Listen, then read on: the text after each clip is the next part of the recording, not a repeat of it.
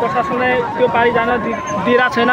नमस्ते साथी, म फेरि एउटा नयाँ भ्लग जगमनीको ल्याएको छु। किनभने म यहाँ आइपुगेँ जगमनीमा हेर्दै पुरा भिड भराका छ। किन छैन भने अब सोधेपछि तपाईँलाई भन्नेछु। भन्दैछ त्यो पारी जानै दिँदैन, जगमनीतिर बोर्डरमै उभिरहेको छ सबैजना। किन उभिरहेको छ त्यस म सोधेर तपाईँहरूलाई भन्नेछु। किनभने अब म यहाँ आइपुगेको छु, पुलिस प्रशासनहरू पनि धेरै उभिरहेको छ। भन्दैछ नजाऊ, उता लफडा छ। अनि के को लफडा छ भने अब तपाईँहरूलाई जानकारी दिनेछु। चाँडै नै यो भिडियोमा तपाईँहरू हेर्दै गर्नुहोला। किनभने अब सोधेपछि मान्छेहरूलाई, पुलिस प्रशासनहरूलाई सोधेपछि अनि एउटा चाहिँ घटना सार्वजनिक भएको छ। किनभने म यताउति घुर्दाखेरि मान्छेहरूलाई सोधेँ, भन्दैछ हिन्दू मुस्लिमको चाहिँ झगडा परेको छ त्यो पारि अरे इन्डियातिर। त्यसैले अब यता नेपालको मान्छेलाई जानु पनि दिइरहेको छैन। त्यसैले भन्दैछु तपाईँहरू आउनु हुँदैछ भने जगमनीतिर प्लिज सतर्क भएर अनुरोध गर्दैछु। म पनि यहाँ आएको छु, लेकिन मलाई पनि त्यो पारि जान दिइरहेको छैन। उताबाट जानु दिएन भने मैले सोचेँ यता मन्दिरतिरबाट जान्छु अफसाइड, त्यो पनि जानु दिएन। यार खिदाइरहेको छ कस्तो, एकदम मान्छे पुरै टन्ने भरेको छ। कहाँ भागौँ जस्तो लाग्यो है मलाई। यहाँबाट म फाल्दैछु। यहाँबाट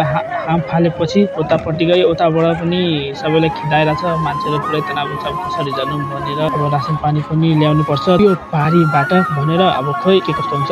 उताबाट सबै मान्छेलाई भगाइसकेको रहेछ। सबै यता सबै यतापट्टि आइपुगे। सबै मान्छेलाई उताबाट भगाएर अनि यता उभिरहेको छ। मान्छेहरू हेरिरहेको छ कति बेला खुल्छ बोर्डर भनेर। मै पनि यहाँ उभिएर हेरिरहेको छु कति बजे खुल्छ। अब त्यो पारि जाने समय पनि लिने मलाई। त्यसैले अब मैले यहाँ चाहिँ अब भिडियो बनाउँदै क्रममा एउटा पुलिसले आयो, है भाइ यहाँ फोटोसोटो भिडियो बनाउनु पाइँदैन भनेर मलाई यहाँबाट भगाए। ठिकै छ, म त यहाँ गइहालेँ। अनि गाइस कस्तो लाग्यो यो भिडियो? तपाईँहरूलाई राम्रो लाग्यो होला? प्लिज लाइक, कमेन्ट, सेयर गर्न नबिर्सिनु होला। किनभने यो भिडियोमा नयाँ हुनुहुन्छ भने प्लिज फलो गरिदिनुहोस्। यस्तो नयाँ भिडियो ल्याउँदै गर्छु।